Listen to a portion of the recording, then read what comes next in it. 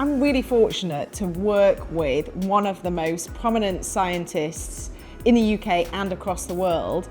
Lord Vallance was our Chief Scientific Advisor in the last government, and he is now our Science Minister.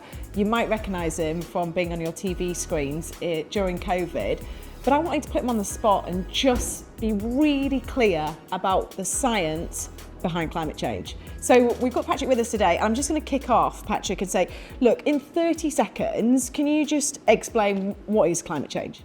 Well, it's not day-to-day weather. It's the slow change that takes place to the overall temperature and the changes in weather that go along with that over time. So it's the gradual change that we're talking about when we talk about climate change. I understand that when you've been asked this question before, you've pulled on 3 different slides. Can you just explain a little bit about what each of these slides demonstrates? The questions for me are quite simple ones, which is, let's just stick with facts rather than massive interpretation. Is the temperature higher now than it was? That's the first graph, and the answer is yes. That's a factual answer. You can see it's gone up gradually since the 19th century, and we're now about 1.2 or more degrees higher, in fact higher than that now. So that's one fact. Second question is the carbon dioxide content higher than it was? And there's really great data that you can see going back 800,000 years, because you can take the ice deep from the Antarctic and go right back to 800,000 years and find out what the carbon dioxide concentration was then. And you can see it sort of goes up and down over the 800,000 years. You get to the Industrial Revolution and it goes through the roof. It's a completely different scale of increase. So second question, is the carbon dioxide content higher? Yes. Third is, do those things go together? And there's very good evidence that if you have carbon dioxide in the atmosphere, you will trap heat. And if you look at how those two things, the carbon dioxide content and the temperature they track together. So there's good evidence to say that this is a causal relationship, not just an association. So can you just be clear, has this happened before? Yeah, we've had periods when the climate's been hotter and periods when it's been colder. We've had periods when carbon dioxide content has changed in the atmosphere as well. But we've not seen a carbon dioxide change like this, and we've not seen a rapid change like this. And when I say rapid, I'm talking over decades.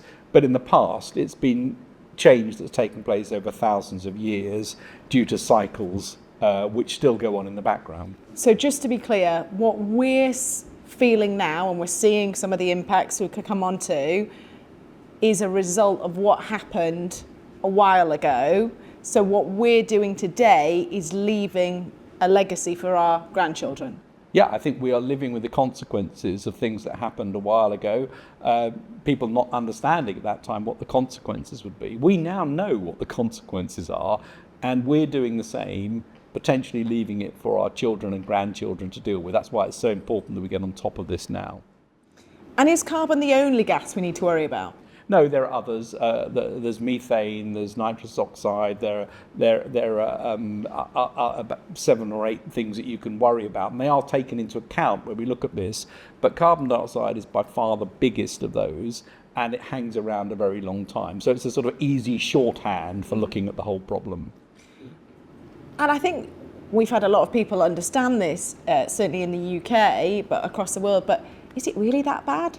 Yes, it's a really big problem. But it's not something that we should panic about. It's something we should systematically try and sort out through reducing our emissions and getting the technologies in place to help us to have clean energy for the future. It's really important. It is going to have a big impact. We are going to have to adapt to the increase in temperature already that's taken place.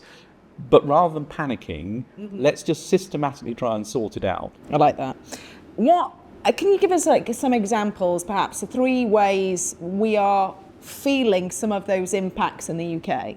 Well, we're already seeing changes in weather patterns, and it's quite interesting. A few years ago, when people were asking, is extreme weather more common? I think we can all see it is more common now. We see patterns of weather that we haven't seen in this country for a long time. On top of that, these unusual extreme weather events, which are much more common now than they were. Like the wildfires and... Well, like wildfires and also like flash floods and other things, and sometimes extreme heat wave. We had the heat dome over Europe a couple of summers ago with very, very high temperatures.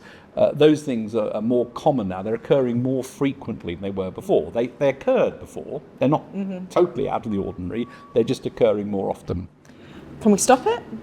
Well, we can stop it, and we know that if we reduce our carbon emissions, we see an effect. Actually, if you look at what happened because people weren't travelling and so on during COVID, you did see a decrease in the carbon dioxide. So we know we can reverse this, and that's why it's so important that we work out what we're going to do to reduce emissions, how we're going to get the new technologies in to help us get clean energy, because none of us want to live in a world where we haven't got the convenience of a powerful, strong energy supply that allows us to heat our homes and have our lights on and all the rest of it. We want all of that to carry on, so we're going to need the technologies to go alongside the reduced emissions.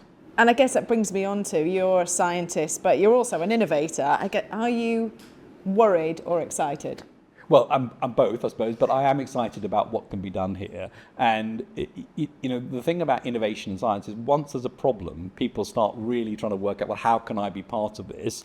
And you can see really exciting things. And the very obvious one that everyone will know, electric cars are looking pretty good now. I mean, they weren't looking good 50 years ago. And suddenly we've got cars that people say, actually, that's one of the nicest cars on the road, not something that's a bit strange. So that's an innovation. And we're seeing it in how we think about heat pumps, which are pretty effective for all sorts of things.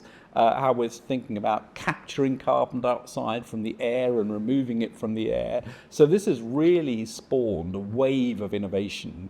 And those who win that innovation race are going to do well economically as well. I know you're really excited about the AI revolution. At the same time, it's very energy intensive. How are we going to balance those demands? Well, it's energy and water intensive, and so we've got to make sure we get that right. And obviously that's another reason to getting clean energy, because you want that to be powered by clean energy. But it's also worth noting that AI, of course, is part of the solution.